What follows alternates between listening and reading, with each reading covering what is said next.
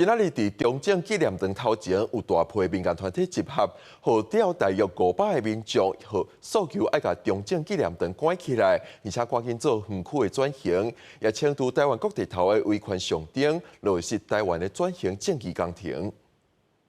台湾不需要独裁者纪念堂。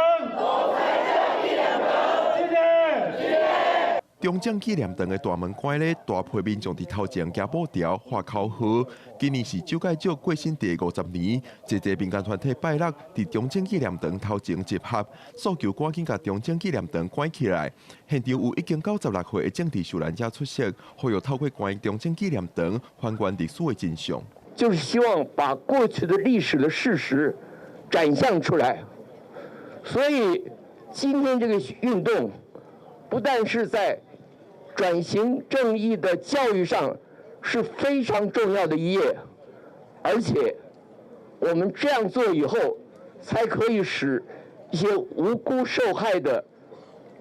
台湾同胞在天之灵，还有他的家属得到少许的安慰。民间团体呼吁政府为了落实转型正义，应该先把中正纪念堂关起来，进行整体园区的转型，才可达到消除全台湾的维权上顶。一方面你在歌颂台湾的民主自由，可是另外一方面，你又在首都的市中心在供奉一个独裁者。全世界观光客来到这，你是要把这所有世界观光客，你要传达什么样的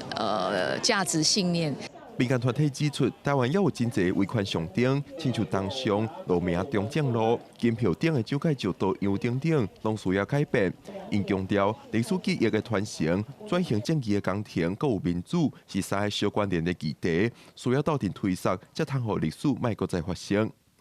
记者郭伯根、林玉凯台北报道。